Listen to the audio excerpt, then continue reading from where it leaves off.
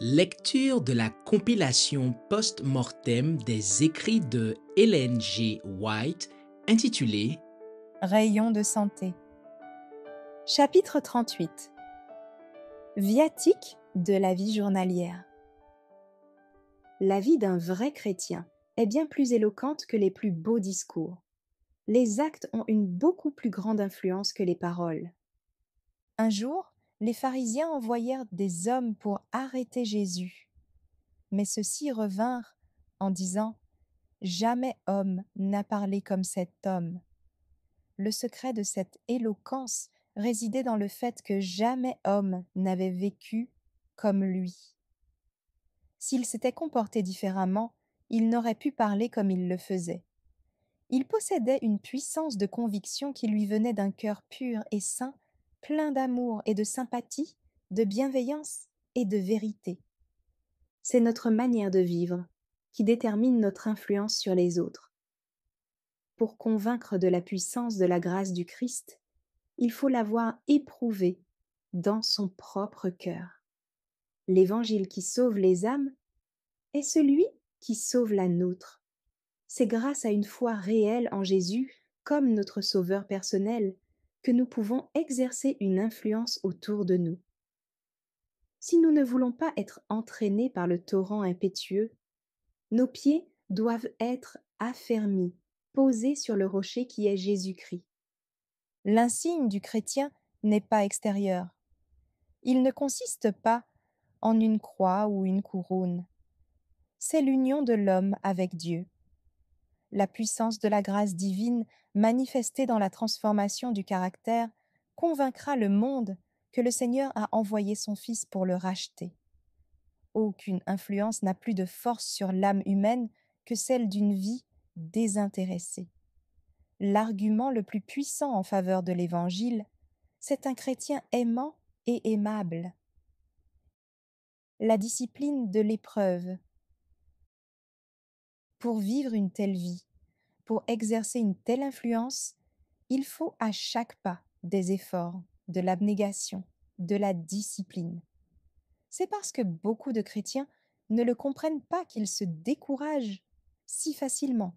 Un grand nombre de ceux qui se consacrent sincèrement au service de Dieu sont surpris et désappointés de se trouver comme jamais auparavant environnés d'obstacles, assaillis d'épreuves et de difficultés. Ils prient Dieu pour que leur caractère ressemble à celui du Christ et être ainsi capables d'accomplir son œuvre.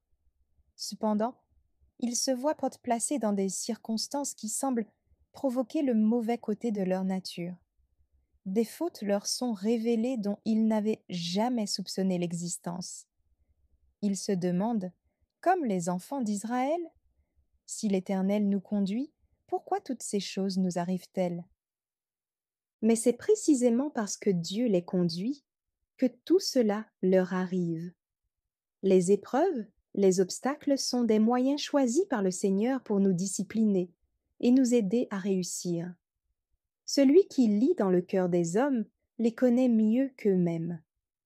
Il sait que quelques-uns ont des talents qui, bien employés, pourraient contribuer à l'avancement de son règne.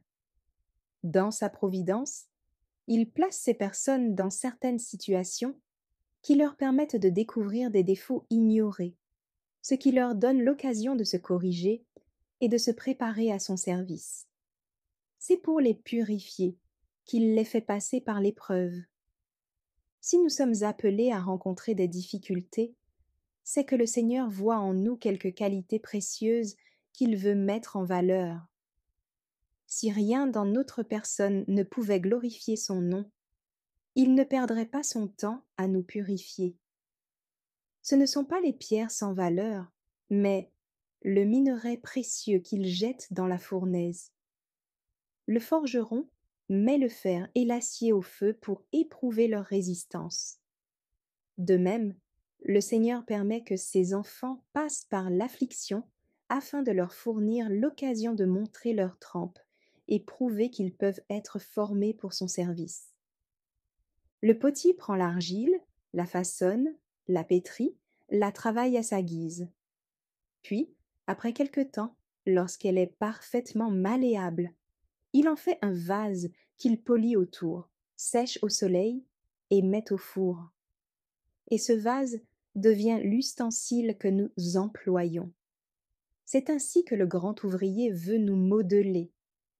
Il faut que nous soyons entre ses mains ce qu'est l'argile entre celles du potier.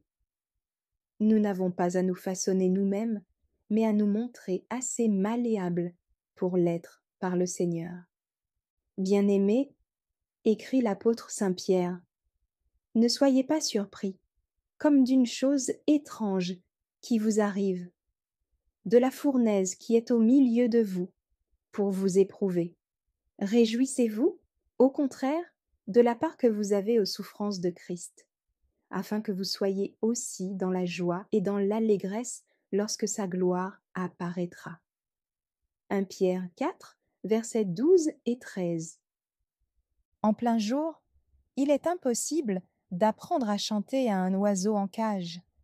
Son oreille perçoit tant d'autres mélodies qu'il n'arrive à retenir qu'un fragment de ceci, un trill de cela, sans jamais pouvoir répéter un morceau tout entier.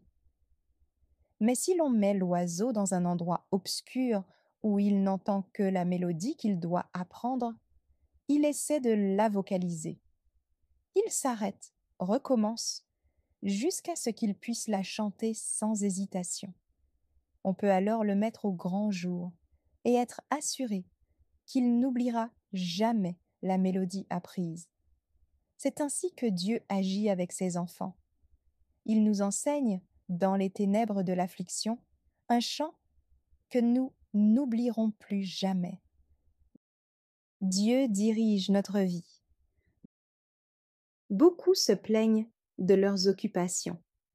Alors qu'ils se croient capables de porter certaines responsabilités, ils passent leur temps à un travail qu'ils estiment fastidieux, souvent inapprécié et stérile, et leur avenir leur paraît incertain. Mais il ne faut pas oublier que notre besogne, même si nous ne l'avons pas choisie, doit être accomplie comme si c'était Dieu lui-même qui nous l'avait confiée. Qu'elle nous plaise ou nous déplaise, il faut nous en acquitter puisque c'est celle qui se présente à nous. Tout ce que ta main trouve à faire avec ta force, dit le sage, fais-le. Car il n'y a ni œuvre, ni pensée, ni science, ni sagesse dans le séjour des morts où tu vas. Ecclésiaste 9, verset 10. Si Dieu nous envoie comme Jonas à Ninive, il ne veut pas que nous nous rendions à Jopé ou à Capernaum. Il a des raisons pour nous envoyer là où nos pas ont été dirigés. Peut-être y a-t-il où vous êtes quelque âme à secourir. Celui qui conduisit l'évangéliste Philippe vers le ministre éthiopien, l'apôtre Saint-Pierre vers le centenier romain, Corneille, et la jeune fille israélite vers le capitaine syrien, Naaman, envoie aujourd'hui des hommes, des femmes, des jeunes gens pour le représenter auprès de ceux qui ont besoin de secours célestes. Les plans divins sont les meilleurs. Nos plans ne concordent pas toujours avec ceux du Seigneur. Dieu peut juger qu'il vaut mieux pour nous et pour sa cause nous empêcher d'accomplir nos plus chers désirs, comme il le fit pour David. Mais soyons assurés qu'il bénit et emploie à son service ceux qui se consacrent sincèrement à sa gloire. S'il juge qu'il est préférable de ne pas satisfaire leurs vœux, il leur donne en échange des preuves de son amour, en leur confiant une autre mission. Dans son amour à notre égard, celui qui nous connaît mieux que nous-mêmes ne nous permet pas de satisfaire égoïstement notre ambition. Il ne tolère pas que nous évitions ces devoirs humbles mais sacrés qui nous attendent autour de nous, car ceux-ci nous préparent souvent pour une œuvre plus importante. Nos plans sont déjoués afin que s'accomplissent ceux du Seigneur. En réalité, nous ne sommes jamais appelés à faire pour Dieu un véritable sacrifice.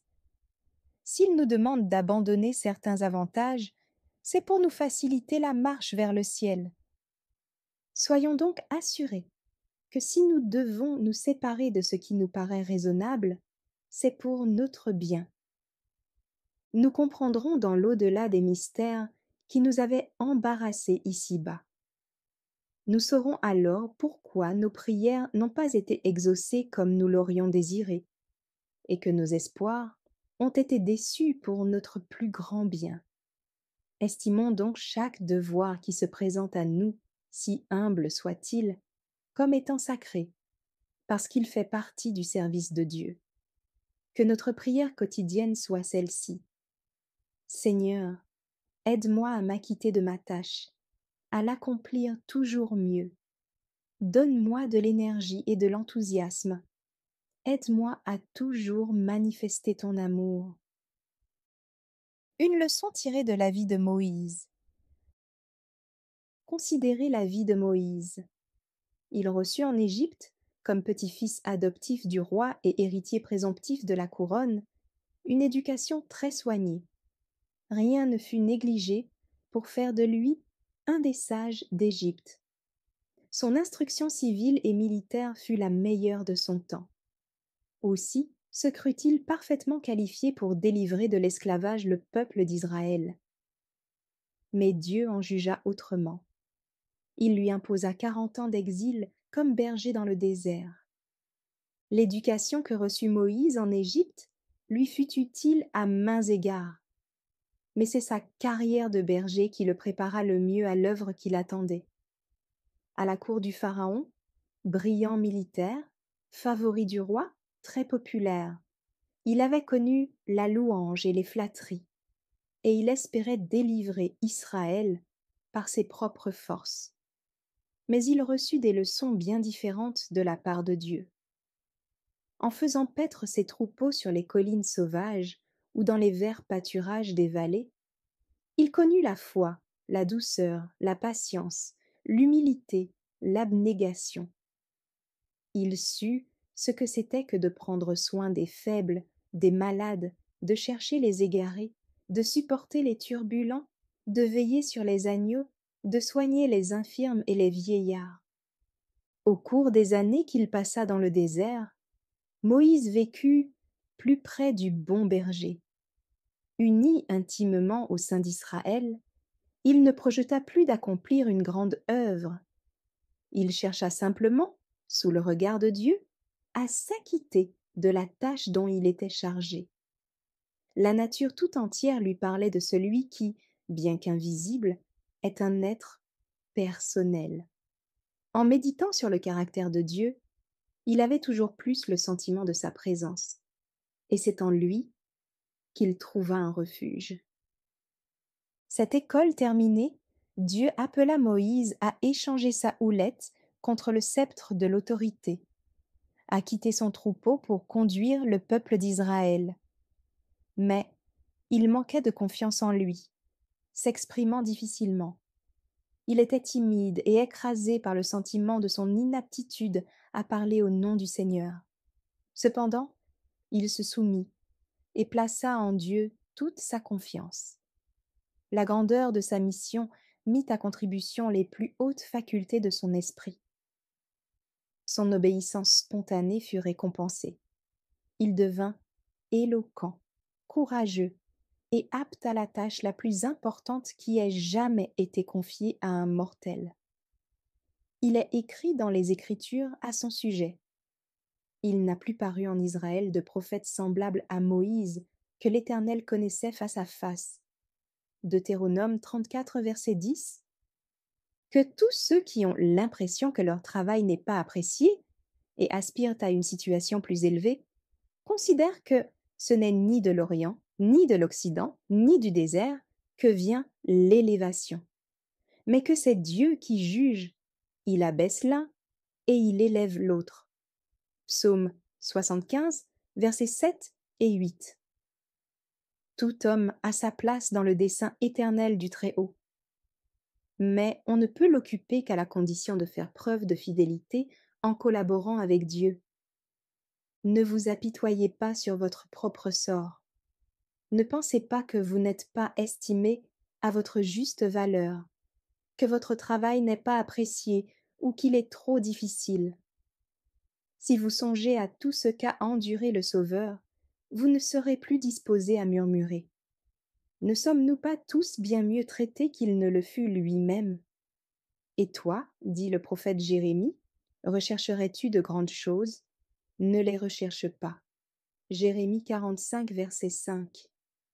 Dieu n'a pas de place dans son œuvre pour ceux qui préfèrent la couronne à la croix. Il lui faut des hommes qui pensent davantage à leur devoir qu'à la récompense, des hommes qui soient plus soucieux d'obéir aux principes éternels que de leur avancement. Ceux qui sont humbles et accomplissent leurs tâches sous le regard de Dieu ont peut-être moins d'apparence que ces hommes qui, toujours agités, sont convaincus de leur importance. Mais leur travail a plus de valeur.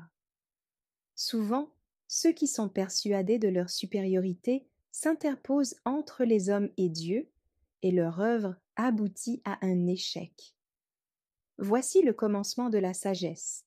Acquiert la sagesse, et avec tout ce que tu possèdes, acquiert l'intelligence. Exalte-la, et elle t'élèvera, elle fera ta gloire, si tu l'embrasses. Proverbe 4, versets 7 et 8. Pour avoir manqué de volonté, beaucoup ne sont arrivés ni à se dominer ni à se réformer, et ont persévéré dans leurs mauvaises habitudes. Et cependant, ils auraient pu développer leurs facultés et rendre de grands services. Si quelques-uns possèdent des talents qui leur permettraient d'occuper des situations plus élevées, le Seigneur le leur montrera, ainsi qu'à ceux qui les ont vus à l'œuvre et peuvent les recommander en connaissance de cause.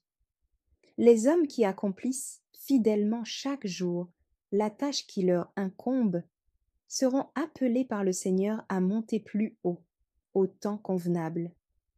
C'est alors que les bergers gardaient les troupeaux sur les collines de Bethléem que les anges leur apparurent. Aujourd'hui encore, ceux-ci se tiennent aux côtés de l'homme qui accomplit humblement sa tâche. Ils écoutent ses paroles, observent la manière dont il s'acquitte de sa besogne et voient ainsi de plus grandes responsabilités peuvent lui être confiées. La vraie grandeur. Dieu ne juge pas les hommes d'après leur richesse, leur instruction ou la place qu'ils occupent, mais d'après la pureté des mobiles qui les font agir et la valeur de leur caractère. Il voit s'ils sont animés de son esprit et jusqu'à quel point leur vie révèle la sienne. Être comme un petit enfant en humilité, en simplicité, dans la foi, en pureté, dans l'amour, c'est être grand dans le royaume des cieux. Vous savez, dit Jésus, que les chefs des nations les tyrannisent et que les grands les asservissent.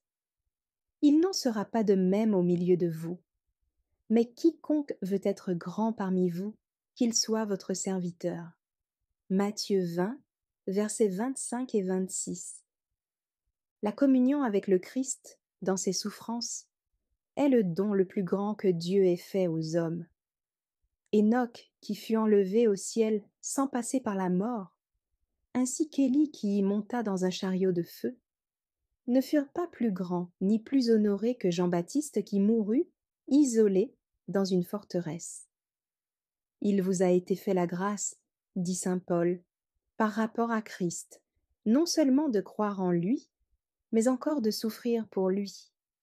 Philippiens 1 verset 29. Plan pour l'avenir. Il en est peu qui soient capables de faire des plans bien définis pour l'avenir. La vie est pleine d'incertitudes. Comment discerner l'aboutissement probable des événements? Voilà qui est souvent une cause d'anxiété et de tourment. N'oublions pas que les enfants de Dieu sont ici-bas des pèlerins et des voyageurs. Nous manquons de sagesse pour nous diriger. Comment pourrions-nous décider de notre avenir? Il nous faut marcher par la foi, comme Abraham qui, lors de sa vocation, obéit et partit pour un lieu qu'il devait recevoir en héritage. Il partit sans savoir où il allait. Hébreux 11, verset 8. Pendant sa vie terrestre, Jésus ne faisait aucun projet pour lui-même. Il se soumettait à ceux de son Père qui lui étaient révélés jour après jour. C'est ainsi que nous devons dépendre de Dieu. Notre existence sera alors ce que sa volonté voudra qu'elle soit. Il dirigera nos pas lorsque nous mettrons notre confiance en lui. Trop de gens qui se préparent à un brillant avenir échouent lamentablement. Laissez le Seigneur agir à votre place. Comptez sur votre Père céleste comme un petit enfant. C'est lui qui garde les pas de ses bien-aimés. 1 Samuel 2, verset 9. Il conduit ses enfants comme ils se conduiraient eux-mêmes s'ils pouvaient voir la fin dès le commencement et discerner la beauté de l'œuvre à laquelle ils collaborent. Notre salaire. Lorsque Jésus invita ses disciples à le suivre, il ne leur fit entrevoir aucune perspective flatteuse. Il ne leur promit ni gain ni honneur mondain. De leur côté, ils ne se firent aucune illusion sur ce qui les attendait. Le Sauveur dit à Matthieu, employé au bureau du péage, « Suis-moi ». Luc 5, versets 27 et 28. Avant de répondre à l'appel qui lui était adressé, Matthieu n'exigea pas un traitement égal à celui qu'il recevait. Il suivit Jésus sans hésiter.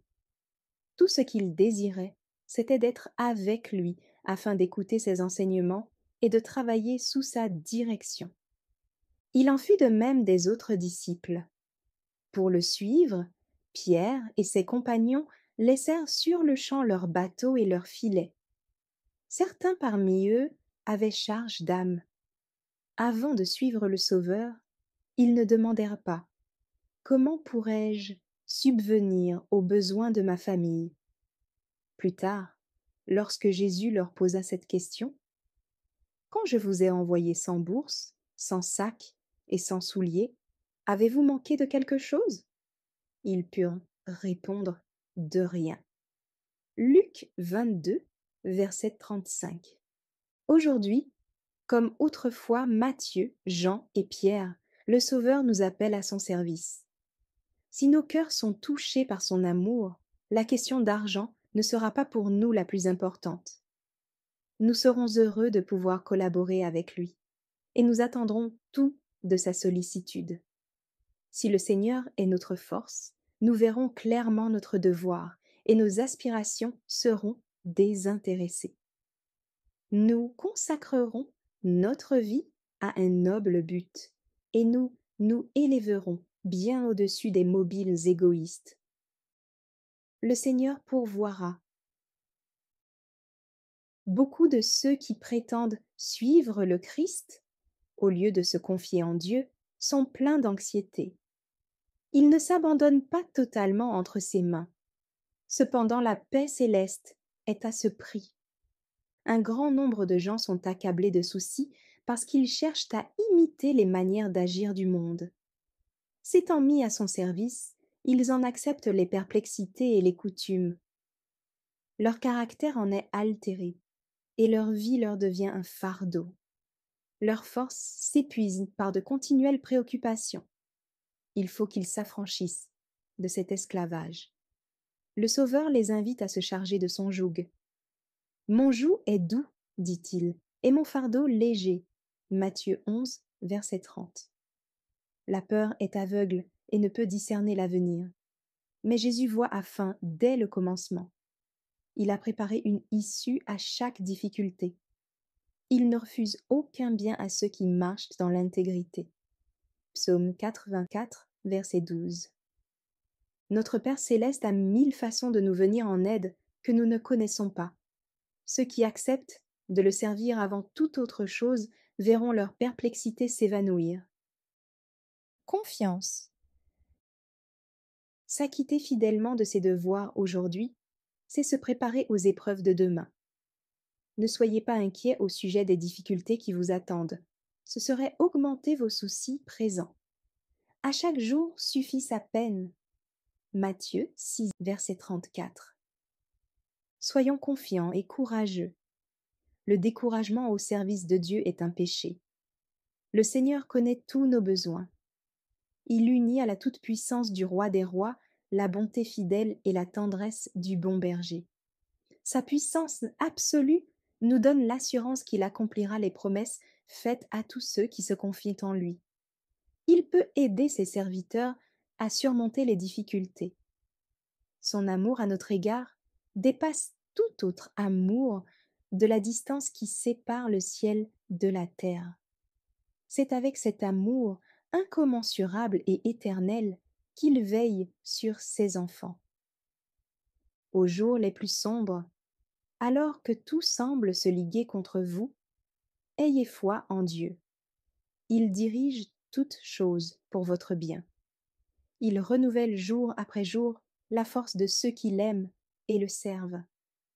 Il peut et veut vous accorder le secours dont vous avez besoin. Il vous donnera la sagesse dans les circonstances variées par lesquelles vous serez appelés à passer. L'apôtre saint Paul a écrit : « Il m'a dit : ma grâce te suffit, car ma puissance s'accomplit dans la faiblesse. Je me glorifie donc bien plus volontiers de mes faiblesses, afin que la puissance du Christ repose sur moi. C'est pourquoi je me plais dans les faiblesses, dans les outrages, dans les calamités, dans les persécutions, dans les détresses pour Christ. Car quand je suis faible, c'est alors que je suis fort. » 2 Corinthiens 12, versets 9 et 10. Merci d'avoir écouté cette lecture. Si vous avez des questions ou des remarques sur le thème abordé, n'hésitez pas à les partager dans les commentaires et notre équipe ne manquera pas de les considérer.